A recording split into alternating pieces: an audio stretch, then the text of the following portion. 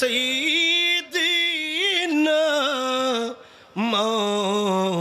مولانا محمد وعلى آله سيدنا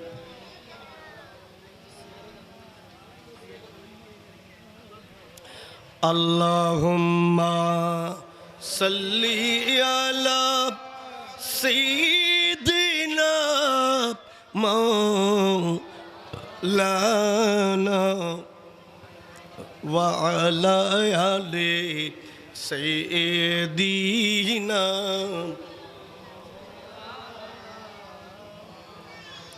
মদিনার গোলামি আমায় দে ও মুর্শিদ মুরে মদিনার গোলামি আমায় দে মদিনার গোলামি আমায় দে ও মুর্শিদ মুরে মদিনার গোলামি ব্যাক কোনো তো খন করিব ম বললে বইতালি হইতো না বুতা করি নে বইতালি নইব ইমান তাজা করি বিল্লাই আর রসুলের দরুদ শরীফ ফরম পড়িব মদিনার গোলামি ও মুর্শিদ মোরে মদিনার গোলামি মদিনার গোলামি সারা সঠিক ইমান পেল তারা মদিনার গোলামি সারা সঠিক ইমান পেল তারা वो ईमान नसीब वो ईमान नसीब कईरा दे ओ मुर्शिद मोरे মদিনার গোলামি মদিনার গোলামি ও মুর্শিদ মোরে মদিনার গোলামি প্যারা সিরিন হযরত মুফতি আহমদ ইয়ারহানুইবি রহমতুল্লাহ আলাইহি তার লেখনীতে একটি কথা চমৎকার ভাবে লিখেছেন যখন নবীর আশিকরা নবীর প্রেমিকরা নবীজির হিন্দি অনাইবন্দ হিন্দি ক্যামেরার ডিস্টার্ব হইব রাসূল পাকের প্রেমিকরা রাসূল পাকের আশিকরা যখন মাহফিলে বসে মাহফিলে এসে আল্লাহর হাবিবের দরুদ শরীফ পড়ে আল্লাহর রসুলের জিকির করে আল্লাহর জিকির করে তখন আল্লাহর বান্দাদের দুর্বল হয়ে যাওয়া পুরাতন হয়ে যাওয়া ঈমানটা আবার নতুন করে চাকচক্য হয়ে যায় আরো জোরে বলেন না সুবহানাল্লাহ ঈমান মজবুত হয়ে যায় ঈমান কি হয়ে যায় কথা বলেন না কেন ঈমান কি হয়ে যায় বর্তমান সময়ে যেই সময়টা বর্তমানে চলছে এই সময়টা খুব কঠিন এই কঠিন সময়ে পুরো বিশ্বের অবস্থাটা নাজুক হয়ে গেছে মানুষের মুসলমানদের পরিস্থিতি শোচনীয় হয়ে গেছে ঈমান রক্ষা করা মুসলমানদের জন্য কঠিন ব্যাপার হয়ে গেছে যেই যুগ এসেছে যেইভাবে আজকে মোবাইল ফেসবুক ইন্টারনেট বিভিন্ন রকমের চ্যানেলের বেহায়াপনা নির্লজ্জতা যেই সমস্ত অপসংস্কৃতি আজকে সমাজ দেশ পুরো বিশ্বকে গিলে ফেলেছে। ওইগুলোর কারণে আজকে মুসলমানদের ঈমান আস্তে আস্তে ভয়াবহ রূপ নিচ্ছে, দুর্বল থেকে দুর্বল হয়ে যাচ্ছে। এমনই একটি কঠিন সময়ে আমাদের ঈমানটাকে মজবুত করার জন্য, শক্তিশালী করার জন্য, মুসলমানদের ঈমানকে ধার দেওয়ার জন্য যেইভাবে দাসুরি কামারের বাড়িতে নিয়ে যাচ্ছি তেজস্বী করার জন্য, ওইভাবে ঈমানকে তেজস্বী করে রাখার জন্য বেশি বেশি দয়াল নবী মুস্তাফার মিলাদে পাকের আয়োজন করতে হবে। কারণ মুস্তাফার মাহফিলে বসলে ঈমানদারদের ঈমান এটা আবার পুনরায় নতুন করে নতুন হয়ে যায়। ঈমান আবার কি হয়ে যায় বলেন না? ঈমান কি হয়ে যায়?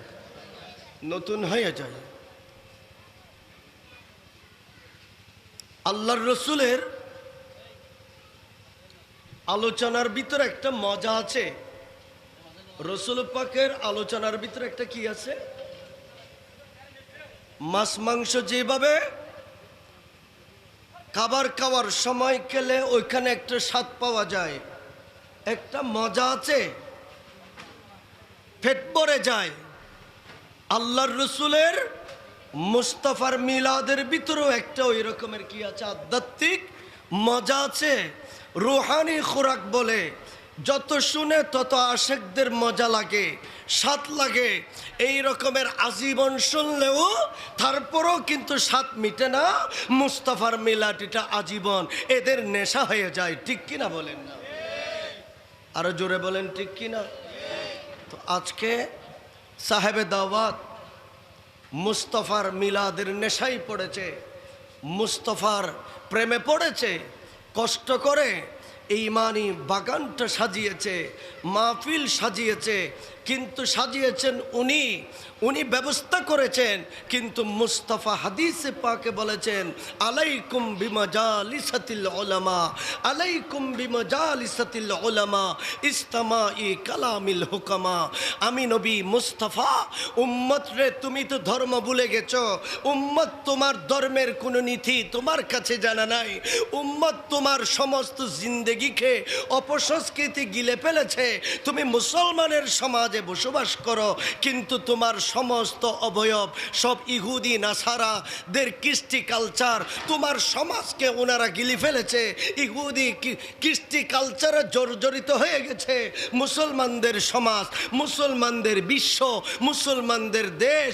অতএব আল্লাহর হাবিব বলেছেন, ওখান থেকে বের হয়ে এসে মুস্তাফার মাদানী রঙে নিজের জীবনটাকে সাজানোর জন্য আমি নবী মুস্তাফা তোমাদেরকে একটা জায়গা দিয়েছি, আলাইকুম বিমাজালিসাতিল উলামা। সেটা হচ্ছে আলেম ওলামাদের জায়গা, যেখানে আলেম ওলামা এসে 1টা ঘন্টার জন্য বসবে, আলেম ওলামা এসে 2টা ঘন্টা কোরআন সুন্নাহর বয়ান করবে। আমি নবী মুস্তাফা বলে দিলাম, উম্মত বসে থাকিস না ঘরের ভিতরে, উম্মত বসে থাকিস না দোকানে, উম্মত বসে থাকিস না ব্যবসা বাণিজ্য নিয়ে। তোমরা সকলেই উজু কালাম করে মুস্তাফার মজলিসে আলেম ওলামার বৈঠকে গিয়ে তোমরা বসে যাও। আমি নবী মুস্তাফা তোমাদের জন্য ওয়াজিব করে দিলাম। আরো জোরে বলেন না সুবহানাল্লাহ। ওইখানে যাওয়ার জন্য প্রস্তুতি নাও, গিয়ে বসাটা ওয়াজিব করে দিলাম। ইস্তামাই কালামিল হুকামা। কারণ যারা তোমাদেরকে কিছু বলবে, কোরআন সুন্নাহর কথা বলবে, এরা পকেট থেকে বলবে না, এরা মুখ থেকে বলবে না, এরা নিজ থেকে বলবে না। এই কথাগুলি এরা কোরআন হাদিসের নির্যাস, কোরআন হাদিস থেকে বের করে কোরআন সুন্নাহর আলোচনা তোমাদেরকে জানিয়ে দেবে, যেন তোমরা তোমাদের জীবনটাকে ঈমানি জিন্দেগি দিয়ে পূর্ণতা আনতে পারো। জোরে বলেন না সুবহানাল্লাহ। আল্লাহও কোরআনে পাকে বলেছেন, ফাসআলু আহলা যিকরি ইন কুনতুম লা তা'লামুন। সালাতুনিয়া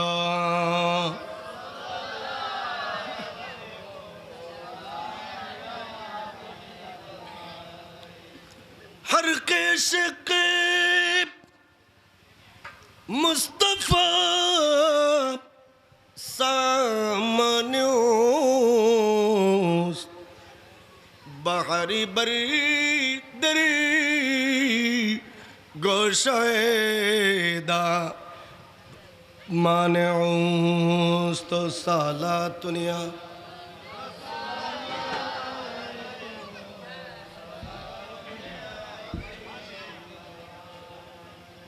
প্যারা হাজরিন আল্লাহ পাক বলেন ফাসআলু আহলা যিকরি ইন কুনতুম লা তা'লামুন। বান্দা, ইসলাম ধর্ম এটা বিশাল, যেটার কোনো কুল কিনারা নয়। আটলান্টিক মহাসাগরের যেভাবে কুল কিনারা নাই, প্রশান্ত মহাসাগরের যেভাবে কুল কিনারা নাই, ভারত সাগরের যেভাবে কুল কিনারা নাই, আল্লাহ পাক বলেন ও আমার বান্দারা, ইসলাম ধর্ম এটা বিশাল, এটা এত বড় ধর্ম, এই ধর্মের কোনো কুল কিনারা, বলেন না ধর্মের কোনো কুল কিনারা নাই।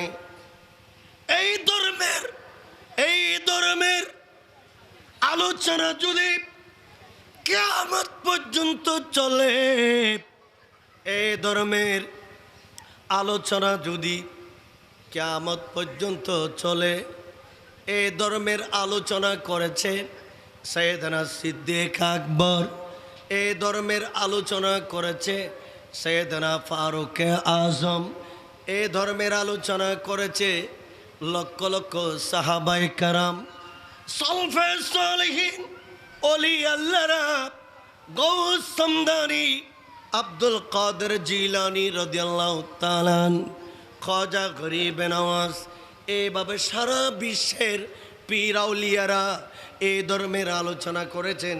কিয়ামত পর্যন্ত আলোচনা করতে থাকবে, কিন্তু এই ধর্মের আলোচনা কেউ শেষ করতে পারবে? বলেন না, কেউ শেষ করতে পারবে না। যেইভাবে সারা পৃথিবীর সাগর মহাসাগরের পানিকে যদি কালি বানানো হয়, সারা দুনিয়ার গাছপালাকে যদি কলম বানানো হয়, পানি কালি বানানো হলো, সমস্ত দুনিয়ার সব গাছপালাকে কলম বানানো হলো, ওই কলম দিয়ে যদি পানি কালি বানিয়ে ইসলাম ধর্মের কথা লিখতে থাকে, এইভাবে লিখতে লিখতে সারা দুনিয়ার পানি শেষ হয়ে যাবে, সারা দুনিয়ার গাছপালা কলম হিসাবে শেষ হয়ে যাবে, কিন্তু ইসলাম ধর্মের কথা লিখে শেষ করা যাবে? বলেন না যাবে? অতএব আল্লাহ পাক বলেন ফাসআলু আহলা যিকরি ইন কুনতুম লা তা'লামুন। হে আমার বান্দা, তোমার দাড়ি পেকে গেছে, হে আমার বান্দা তোমার চুল পেকে গেছে, তুমি বুড়া হয়ে গেছ, লজ্জা পাচ্ছ, লজ্জা নাই ইসলামের আলোচনা শুনতে, ইসলাম ধর্মের মাসালা মাসাইল জানতে, কোনো শরম নাই, লজ্জা নাই। ও আমার বান্দা, তোমাদেরকে বলছি, তোমরা সকলে যারা ধর্ম জানে, ধর্ম সম্পর্কে যারা অভিজ্ঞ, ধর্মের জ্ঞান যাদের কাছে আছে, তাদের কাছে গিয়ে বসে বসে একটা একটা করে ধর্মের বয়ান শিখে নাও। যেগুলি তোমরা জানো না, এইগুলি তোমরা শিখতে থাকো, একেবারে দুলনা থেকে মৃত্যু পর্যন্ত। আরো জোরে বলেন না, ইয়া রাসূলুল্লাহ, আয়া রাসূলুল্লাহ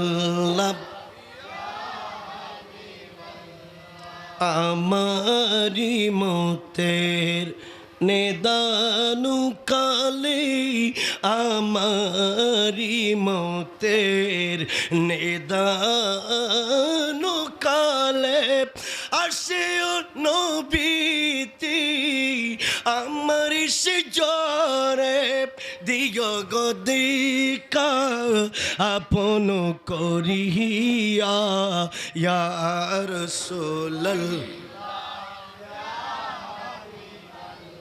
আর জোরে ইয়া রাসূলুল্লাহ আর মোহব্বতের আওয়াজে ইয়া রাসূলুল্লাহ অন্ধকার কবরে যখন দিবি আমারে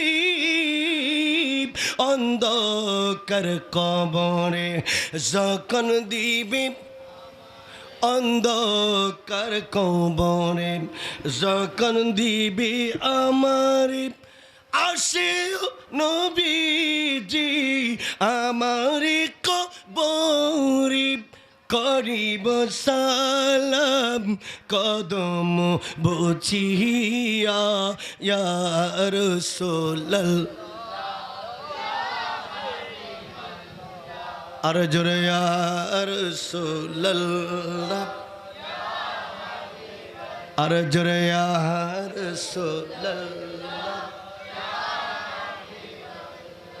প্যারা হাজরিন আল্লাহ পাক আমাদেরকে বলেছেন কুনতুম খায়রা উম্মাতিন উখরিজাত লিন্নাস তা'মুরুনা বিল মারুফি ওয়া তানহাউনা আনিল মুনকার সুবহানাল্লাহ বলেন না কিরে আওয়াজ নাই কেন মোহাম্মদপুরের মানুষের আরো জোরে বলেন সুবহানাল্লাহ হ্যাঁ বড় করে বলার কারণে হয়তো বুঝি গলা পেটে গেছে নি পাটে নাই বলেছেন সুবহানাল্লাহ কত চমৎকার ভাবে আওয়াজ দিয়ে বলেছেন আমার রাসূল হাদিসে পাকে বলেছেন উম্মত সুবহানাল্লাহ এটা শুধু মাহফিলের নয়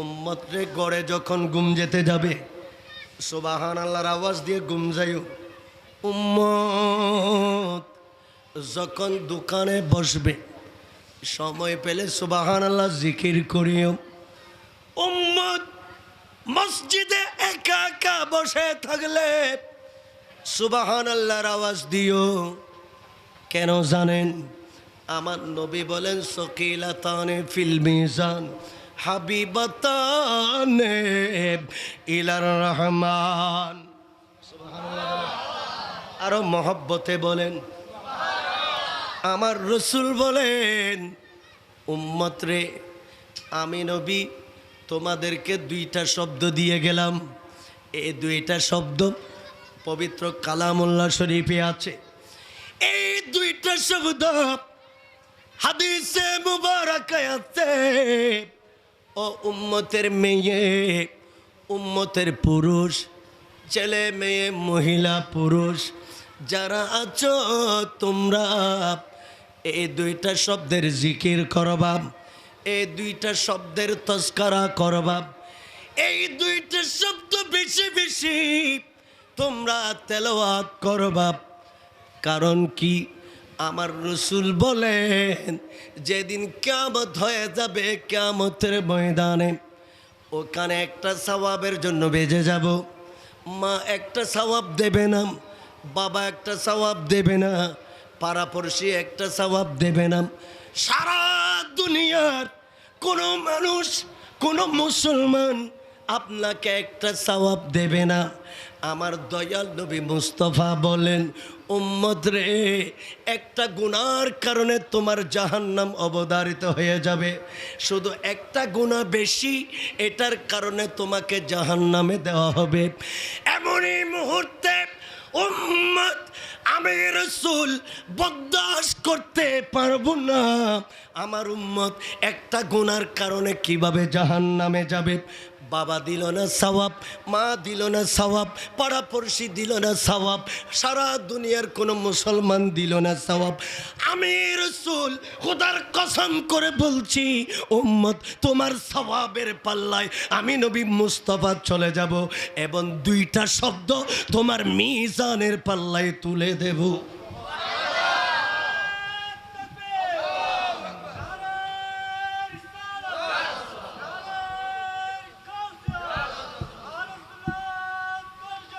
জিন্দাবাদ।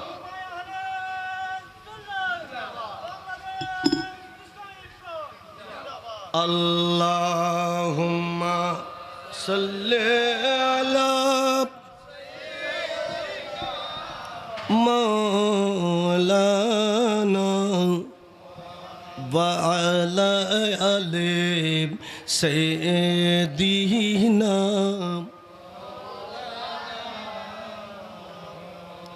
যখন আমার রাসূল মিজানের পাল্লায় আপনার সওয়াবের পাল্লায় যখন তুলে দিলেন সকিলাতানে ফিল মিজান, সাথে সাথে আপনার সওয়াবের পাল্লা এমনভাবে ভারী হয়ে যাবে সারা দুনিয়ার গুনাহ যদি পাল্লায় তুলে দেয় আপনার সওয়াবের পাল্লা আর তুলতে পারবে না, সওয়াবের পাল্লা তুলতে পারবে না। আমার নবী দুইটা শব্দ তুলে দিলেন সওয়াবের পাল্লায়। এই দুইটা শব্দ এমনভাবে হাসরের ময়দানে আপনার সওয়াবের পাল্লা গেড়ে গেল, সওয়াবের পাল্লা গেড়ে গেল, কেজি উঠে গেল, সওয়াবের পাল্লা গেড়ে গেল, সওয়াবের পাল্লাকে গুনাহ তুলতে পারে না। আরে কি ব্যাপার, কিছুক্ষণ আগে সওয়াবের পাল্লা হালকা ছিল এখন সওয়াবের পাল্লা ভারী হয়ে গেছে। কি ব্যাপার, কি ব্যাপার?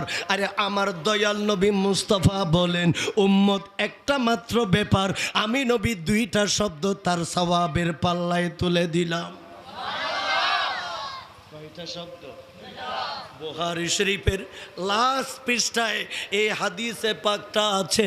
ইমাম বুখারী বয়ান করেন সকিলাতানে ফিল মিজান, তুলে দেওয়ার সাথে সাথে সওয়াবের পাল্লা ভারী হয়ে গেল।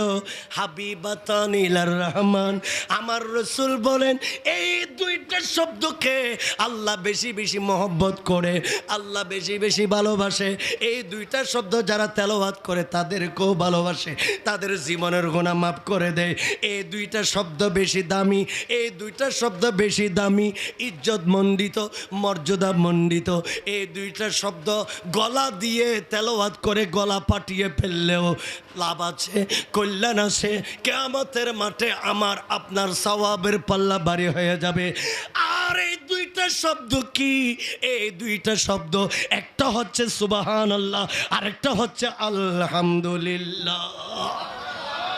আরো জোরে বলেন না সুবহানাল্লাহি ওয়া বিহামদিহি, সুবহানাল্লাহিল আযীম ওয়া বিহামদিহি আস্তাগফিরুল্লাহ। আল্লাহুম্মা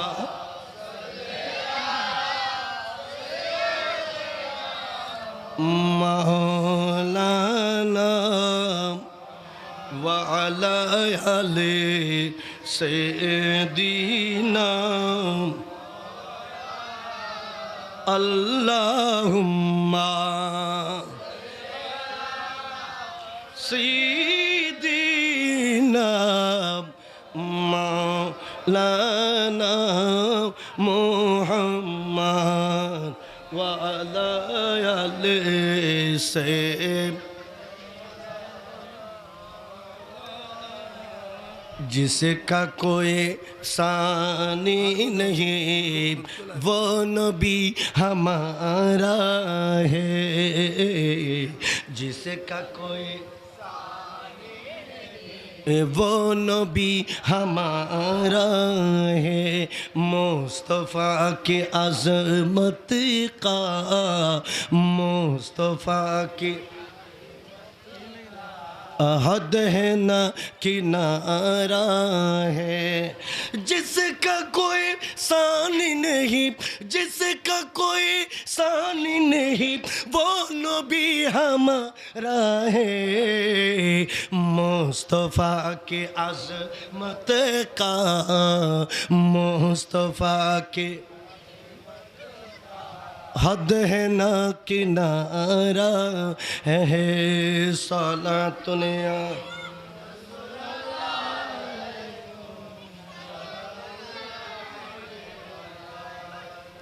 जोर पर है तो पाबे, डगमगाए या नैया भी। जोर पर है तो पाबी, डगमगाए नैया भी। आप जब करम कर दे तो सामने किनारा है, जिसका कोई अरे जोरे जिसका कोई, ये वो नबी हमारा। अरे जोरे बोलें वो नबी हमारा। प्यारा हाज़रीन, কথা বলতে চেয়েছিলাম এটি, আল্লাহ পাক আমাদেরকে স্পষ্ট বলেছেন, বান্দা বসে থেকো না, মাহফিলে বসে বসে আমার নবীর আলোচনা শুনে, মাসালা মাসাইল শুনে জ্ঞান অর্জন করো। আর জ্ঞান অর্জন করার জন্য একটা ক্লাস, একটা বৈঠক হলো আমার প্যারা নবী মুস্তফার মাহফিল। আমার রসুলের, বলেন না আমার রসুলের মাহফিল। এই মাহফিল ধর্ম শিক্ষার ক্লাস। এই মাহফিলটা ধর্ম শিক্ষার, বলেন না ধর্ম শিক্ষার ক্লাস, ধর্ম শিক্ষার ক্লাস। আজকে আপনাদেরকে আমি একটা ধর্মের জ্ঞান দেব, ক্লাস করাবো, যাতে আপনারা এটা শুনে আমল করতে পারেন, নিজের জীবনে গঠন করতে পারেন। প্যারা হাজরিন, আমার প্যারা নবী মুস্তফা বলেন, আনা খাতিমুন নবীন লা নবিয়্যা বাদি। সুবহানাল্লাহ বলেন না? আর মোহব্বতে বলেন। আমার রসুল বলেন, ও আমার উম্মত, আমি নবীর শেষ নবী, আমার পরে এই পৃথিবীর জমিনে আর কোনো নবী আসবে না। সুবহানাল্লাহ বলেন না? আমার রাসূল বলেন, আমি হলাম শেষ নবী, আমার পরে এই পৃথিবীর জমিনে আর কোনো নবী, বলেন না আর কোনো নবী। ইসলাম ধর্মের একটা নীতি, ইসলাম ধর্মের একটা ফর্মুলা, ইসলাম ধর্মের একটা নীতি, ইসলাম ধর্মের একটা রুলস, একটা বিধান আপনাকে মানতে হবে, আমাকে মানতে হবে। সেটি হলো আমার রাসূল সর্বশেষ নবী, আমার রাসূলের পরে এই পৃথিবীর জমিনে আর কোনো নবী আসবে না।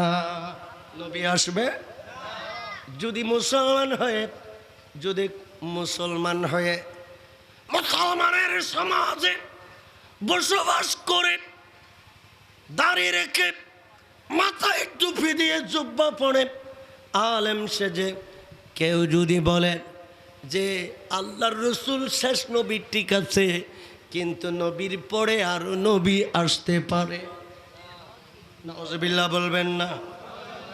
আরো জোরে বলেন না নাউজুবিল্লাহ। ধর্ম আমাদেরকে কি শিখিয়েছে? ইসলাম ধর্ম আমাদেরকে শিখিয়েছে আমার নবী শেষ নবী, নবীজির পরে আর কোনো নবী আসবে, বলেন না আর কোনো নবী আসবে। নামাজ পড়া যেভাবে ফরজ, রোজা রাখা যেভাবে ফরজ, হজ করা যেভাবে ফরজ, এই কথাটা কেমন